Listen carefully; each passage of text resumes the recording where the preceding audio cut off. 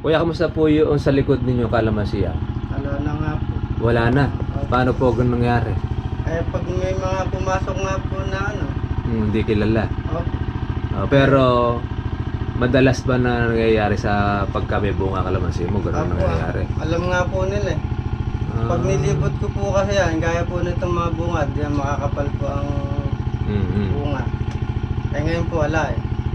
Madalang po siya. Pero may pagkakataon nakahuli kay sakto. Opo, dahil minsan dito nagtatakbuhan nga po rito yung mga pagyayari po. Gilid-gilid lang dito, yung mga bahay-bahay dyan na opo, dito sa baba po na yan. May nakita pa nga po sa siguro babalikan po. May laglag sa ilalim. Nakatumpok. Nakaipon po dun sa opo, nakatumpok siya sa may damuhan. opo.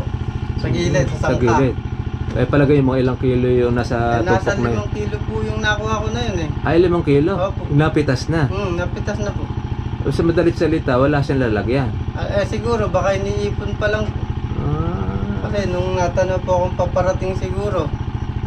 Tsaka sila tumalilis. Nagtakbuhan na po rito sa babae. Eh baka nakalimutan po o natakot. Eh, hindi na nadala yun ninako niya. Opo. Ando sa sangka, mga 5 kilo po. Mga ilan po yung suspect nyo na yun? 4 po yung... 4? May 4 kayong kaibigan? Opo.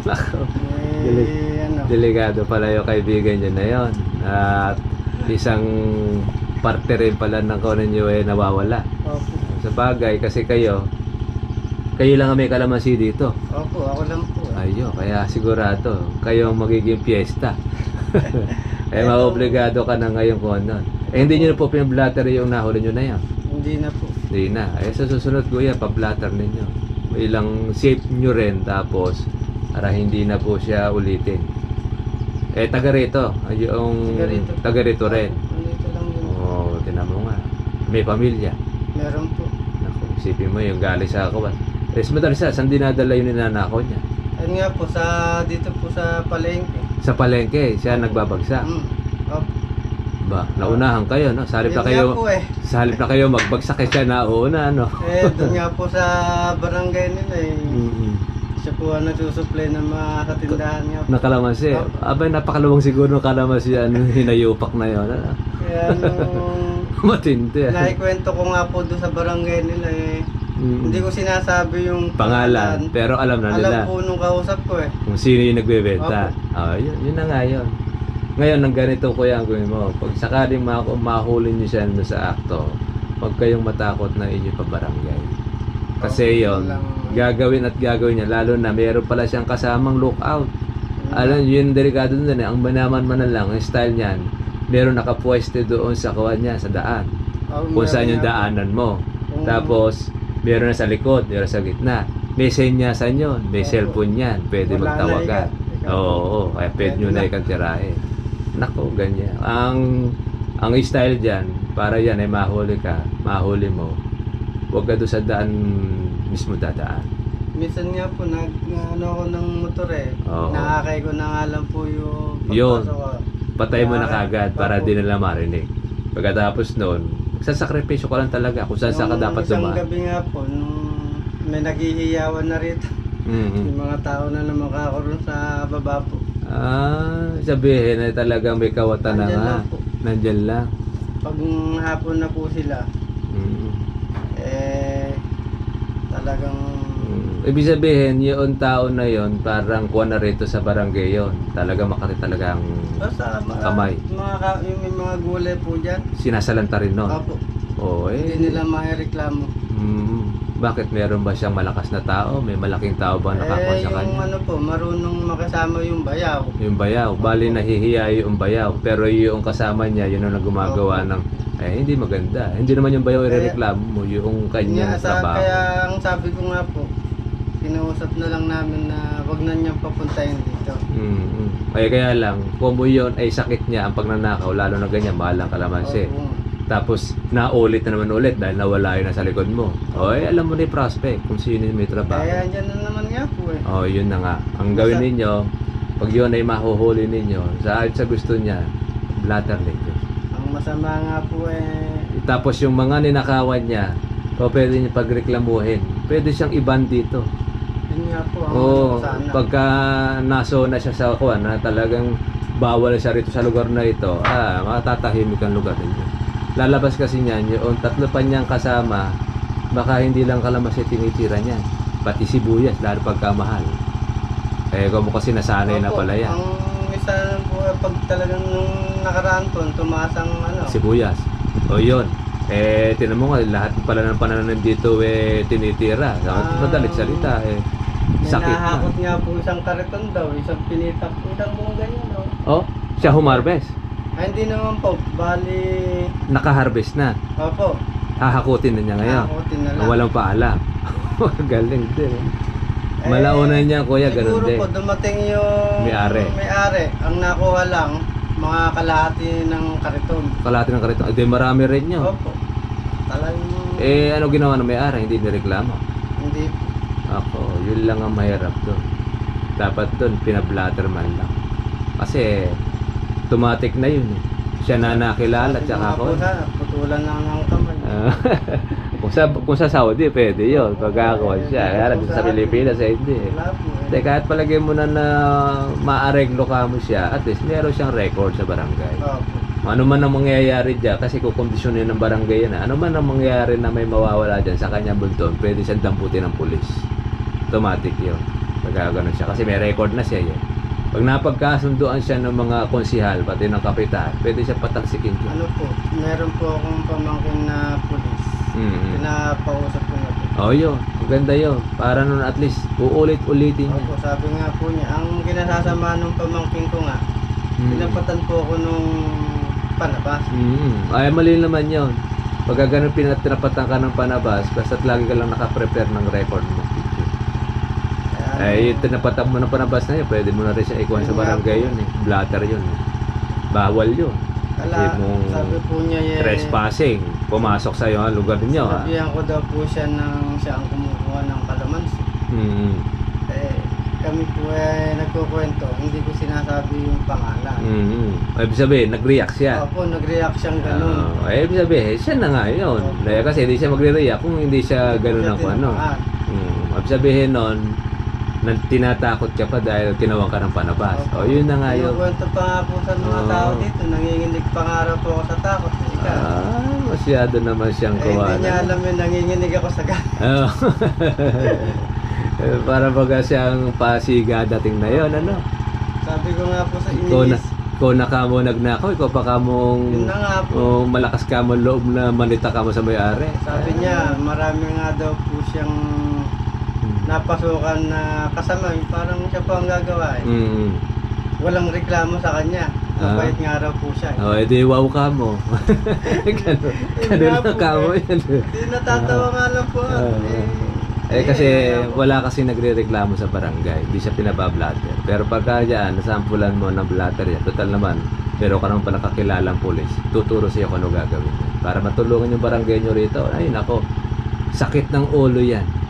Sa amin, ganyan din ang style. Hindi sa una areglo, yung usap-usap, kung lagi na ginagawa, blatter namin. Lahat ng pag kami nahuli talaga siya, naaktuhan, automatic dampot na kagad ng pulis. Ang style po kasi niya, sa hapon, iikot po. Magsisurvey yun, nagmamanman. Dahil nung minsan, nakita ko umikot. Ala naman po siyang kalabaw. Tsaka ano gagawin niya dyan? Edi umikot po, sinundan ko. Wala naman siyang lupa dyan, wala siyang sibuyas Nung nakita po ako, bumalik agad. Pero yung mga makakapal po ang bunga kasi tinutulusan ko po yan para madali. May tanda. Para madali ko po bang hanapin dahil pag mamimitas po ako, siya po ang inuuna ko. Kasi medyo malalaki na. Nung pala, ikaw pala inuunahan. Nung pipitasin ko na, wala na. Wala na, nako. Yun ang masaklap doon. Nung pala, naibenta sa tindahan. Baka nga ganila, sila ate po, baka may 2 bags po na ako. Grabe, ano. Atas ang benta, 50, 1.5 yun. Sa 2 bag, may 3,000 na hinayo pa. Nakapitas na po ako ng 15 dyan Yun, talagang binantayan ko po yan. Mas marami pa palang harvesting sa'yo kaysa doon sa... Sige. Ako, yun ang delikado. Ngayon, medyo malintog-lintog na iba dyan. Brigado nyo na talagang ko na yan. Hindi, gawin mo, tuturuan kita. Harangan mo siya ng mga parang pise. Pag natapakan niya, may pana na tatama sa kanya. Pero wala naman yung talim. Opo. Oo, parang kuwan lang siya. Parang gulat lang. Balak po ata ng bossing pabakuran. Bakuran. Yun nga sabi nga ng kuwan. Pero pagka ako sasalantain din niya, papasokin din. Yun nga rin po. Parang gagastos lang din kayo ng kuwan dyan. Pag ang magnanakaw po talaga, Ang gawin ninyo, total naman meron kayong kuwan dyan. Ang bawa, istilan ng kuryente. Yun na lang. Istilahan nyo na lang ang bawat poste. Tapos, yun nga, medyo kuwan niya lang, CCTV. Opo. CCTV lang makukuha namin yun. Lahat ng pwedeng kung saan yung kuwan niya, doon mo siya. Simple mo lang CCTV, baka mamaya CCTV nakawin eh. Ano po pag ipinasok niyo po doon sa loob ng hindi po siya gano'ng halata. Ayun, yung mga simpleng lugar lang na tago na hindi niya makikita. Huwag yung CCTV umiilaw, dahil alam nila yun eh. Yung parang ballpen lang siya na maliit. Opo, yung parang lang siya, bilog po siya. Oo, bilog lang. Yun ang magandang mukha ninyo dyan. Ay, makahuhuli mo yan, ganyang oras. Tapos meron ka namang monitor ngayon doon sa cellphone mo. Malalaman mo ngayon kung saan yung kasi magagaling sa satellite yun. Mahirap din po kasi yung nakita ko kasi gano'n. Totoo yun. Kasi pagka hindi mo siya nahuli doon sa akto at wala kang ebidensya, ikaw pa bubultahan, no? Una-una ikaw, wala kang ebidensya. Pagbibintang gayo, pagkukuha ng etc. Ganun din sa amin. Kumbaga sa kanya, mananatiling suspect pa rin siya dahil hindi mo siya nahuli. Ngayon, pagka nahuli mo na siya yung pumasok at nawala, automatic na yun. Una-una, trespassing siya. Tapos pag nanakaw, marami pwede na ikaso sa kanya. Lalakas nga nila, sila pa matatapang. Opo, totoo yun. Ganyan po ang kuwan ng mga magnanakaw ngayon.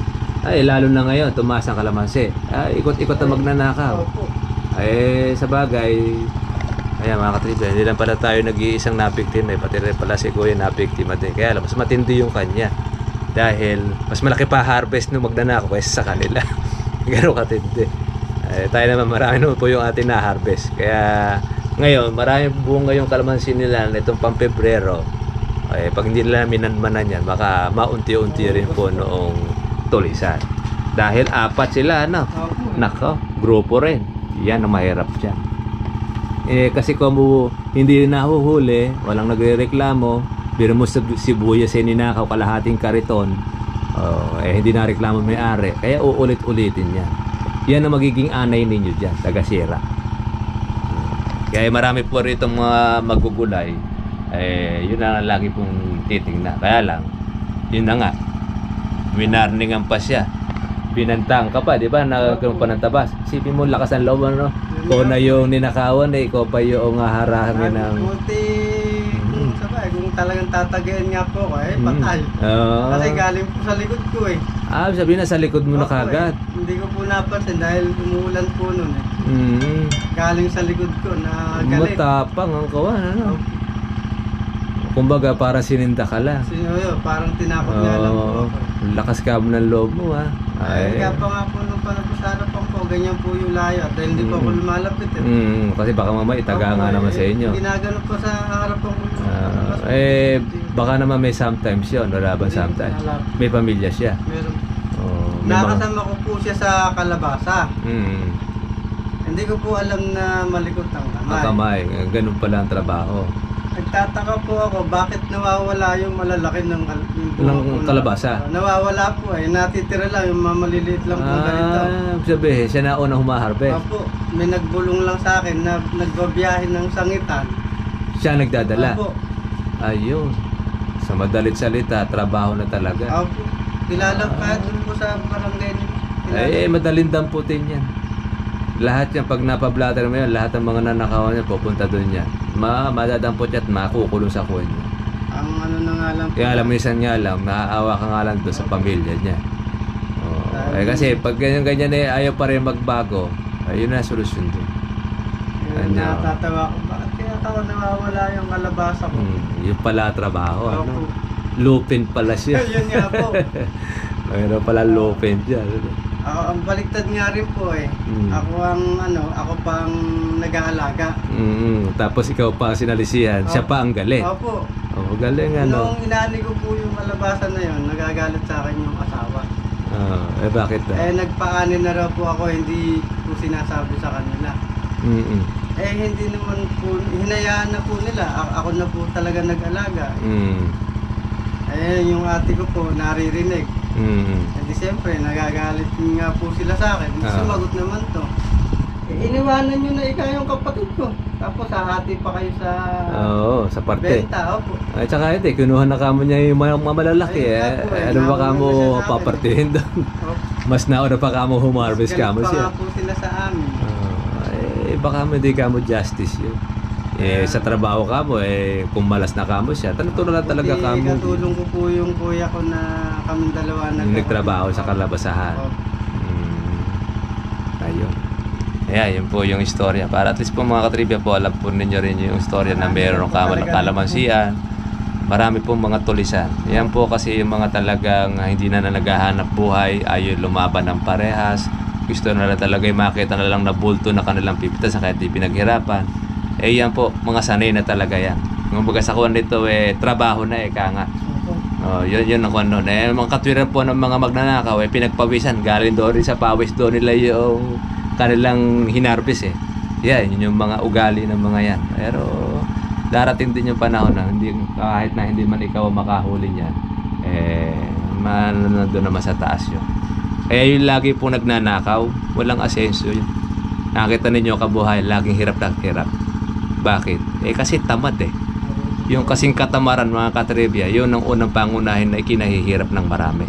Dahil tamad. Ang daming trabaho. Ang dami niya, pwede siyang gawin tauha, pero bakit walang makuhang tao sa kanya? Kasi kabisado na. Malikot ang kamay. Ako man ang may-ari, hindi siya kukunin ko trabahador. Yun ang isang problema niya. Pero ganun pa man, sige, kaya na tayo. Ayun mga katribya, yung istorya lang po ni Kuya para doon sa pagnanakaw dito sa kanilang lugar. Kaya talagang mahirap talaga ang buhay ng mga farmers. Yung ikaw ang nagtanim, magnanakaw ang aani. Yun ang nangyari. Ayan po mga katribya, tuloy na rin po tayo. Tuloy na rin po tayo sa bahay. Yan, napayuhan na natin si Kuya. Ang isa pa lang Okay kayo. galing naman natin. Naglalagay ulit ng pataba para makasurvive. Nadali po ng harabas po yung kanilang para makabawi ganyan pala ang kuha ng sibuyas. Sabugan ng pataba. Ano yan? Triple 40. Isang buwan pa yan. Para makarecover. Ito naman malapit na.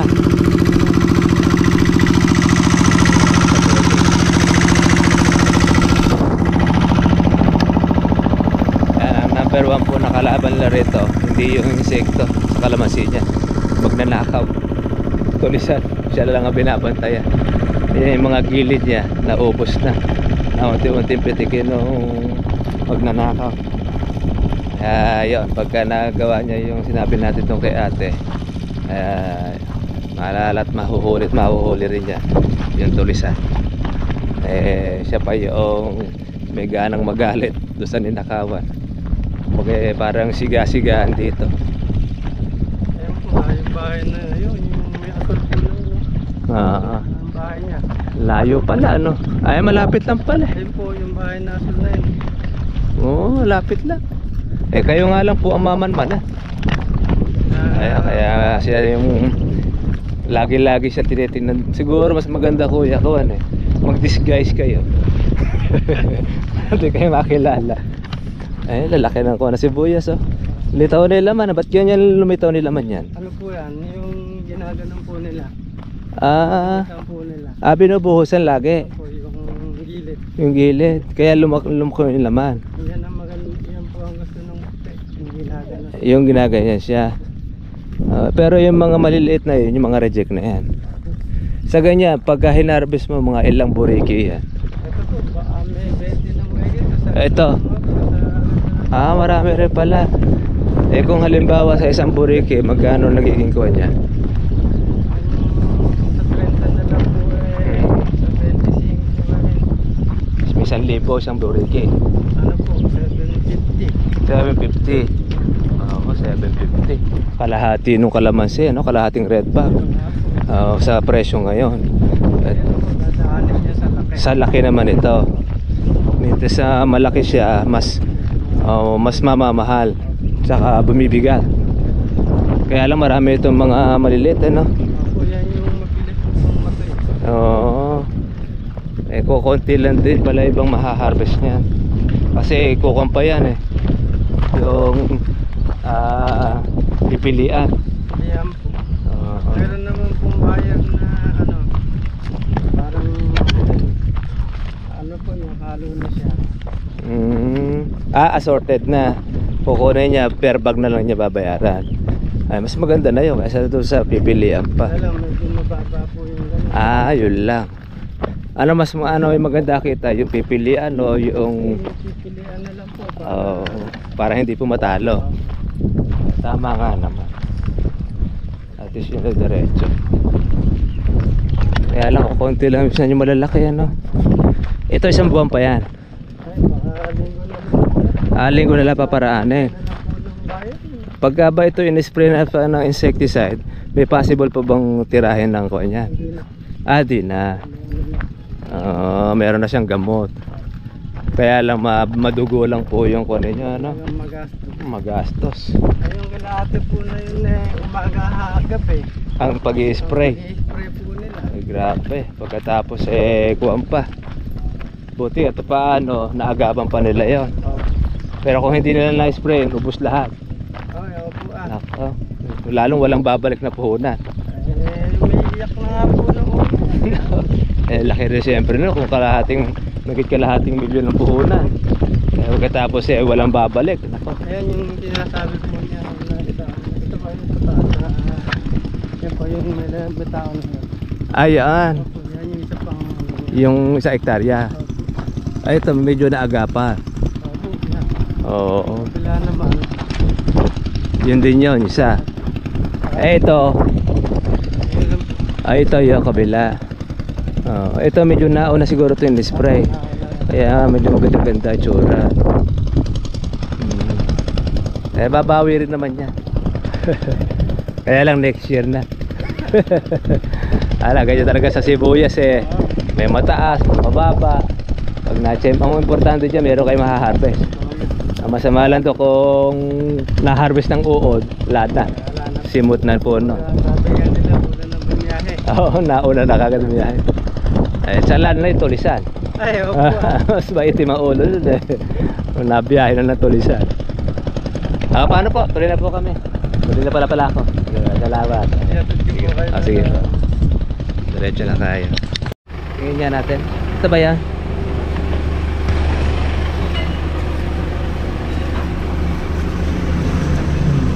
Ilang kilo ba ang kuwan nito o kung ate? Ang kuwan po sa Diyan 25 to. Panggamit, ano? Yan po ang pang-stock talaga. Pang-stock siya. Oo. Kibaba yata na si Boys ngayon. Maraming dating. Ito to, magkano yung ganun niya? Magkano yung ganito po?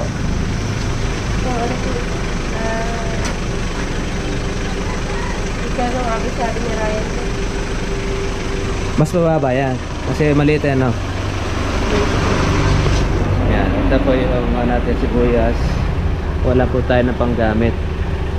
Iikon nyo nga ako atin ng 10 kilo. Ito nga ay 10 daw. Yan kasi pangkuhan natin, panggamit natin. Ito po sir. Kiluhin nyo nga yan kung magkano lahat yan. 7.5 po. Oo, 11 kilos na lang. Sige po. Kano yun? 55 to 75. 250 to 75. Sige. Marami na po natin mabibigyan dito. Kasi buyas. Panggamit na po natin. Yan. Maganda po pag-gamit. Panahon na sibuyas. Bagsak. Marami bang malulugi sa sibuyas natin dito? Oo. Marami po na kinain ng uod. Marami nung kuha ng harabas. Yung mga nagpapaani po ngayon ng puti. Halos kinain. Kinain po ng uhod. Yung iba po, meron din po yung iba eh. Mga Iba nakapagpalusot. nakalusot, iba po, iba kinain na po ng uhod. Kaya lang ibang nakapagpalusot naman, bagsak naman ang presyo ng Oo, sibuyas. baba po presyo. Kasi gaya ng puti, magkano lang yun? 300 lang. At 300 na alam po Oo, ngayon eh. kaya Hindi po kamura, no? dati na halos 50 kada kilo. Oo. Kadami mga malulugi rito. Oo, marami po mga Eh ngayon, hindi pa masyado nag-harvest pa ng marami. Hindi pa lang po marami. Halos po umpisa pa lang din ako. Paumpisa pa lang ng harvest. Madali salita, may possible pang bumaba yan. Meron pa po, tapos po ang buwaba. Yun lang ang problema. Kaya hindi po sa... Sa dating ng kasi sa sangitan, dagsayong ko. Sibuyas yan. Po yan. Marami po sa imported, kaya po... Ay, important na nakapagbuwan din. Ano? Yun po kasi kalaban po ng puti. Ayun. Oo. Habang marami po dumating na imported, kaya bumabagsak na po ng babagsak yung puti. Kaya kawawa kayo magsisibuyas dito. Kasi mura po yung puti. Yung puti ang talagang kuwan, ano? Eh, pula po, hindi po masyadong gano'ng affect. Yun yung galing sa China. Oo. Nako. Kaya ang marami niyan, bukod sa mahal ng kapital na sibuyas, alaga, mura pa po yung presyo ng mga benta. Benta. Kasi gawa kamahal po ng pataba. Ayun niya. Insecticide. Lason po. Ibig sabihin yung insecticide, hindi na-apply yung iba, kaya nangasira Kaya sibuyas. nga po. Nako, kawawa. Ito, mga nakaligtas na lang din halos yan. Yung iba po dyan, hindi na lang po yung nanay. Yan lang. Oo. Nako. Okay, Sa- isang kilo po yung isang Buto lata. niya, lata. Ang inanin po, halos na 30 sopos lang. 30, 40. Eh, kamahal ang gastos Kaya nga nun. po eh. Iba po Kahit sa puhunan, hindi mababawi ng iba. Hindi babawi. Kawawa naman. Ito po sa pati nga eh. Oo nga, katawa nga doon, madami yung mga kondon eh, mga kuna parada na sibuyas eh. Kaya nga, Sinabayan pa ng imported, ano. sabihan po ng imported. Pero nung nakaraang tao, medyo maganda-ganda presyo ng sibuyas. Maganda po Yung dati, wala pang imported, no. Paano po na ko niya, halos 80 kada kilo. Ang kada kilo. Eh ngayon, biglang bumagsak naman. Sakto po eh, magkano, halos yan, 30 pesos lang po isang kilo. Sakto. Tapos yung mga pura, 20. Oo. Tas- Eh, itong bawang nga lang po mataas eh, hindi na po sa ating galit eh. Oo, ibang lugar yan eh, di ba? Ito po, 680 po isang 680. Oo. Tinan mo nga, malayo dito sa sibuyas. 6 na kilo lang po ito, 6.5. Samantalang ito ay napakamura. Beijing ko. Tagal ko na itong gagamitin. Papamakakit rin natin ito. Pakilagay na nga lang dito. Ayan po, istorya po na magsisibuyas. Malungkot na balita. Talagang gano'n, medyo mababa. Saka nga sa loob.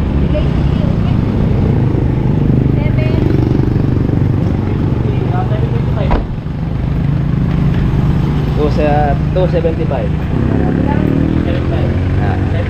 Ayan, yun ang istorya. May marami pa ako nadaanan po mga sibuyas, mga nakakuha sa parada sa daan.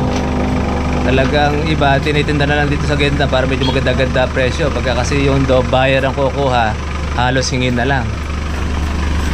Yun ang resulta, kaya kawawa rin yung mga may tanim na sibuyas.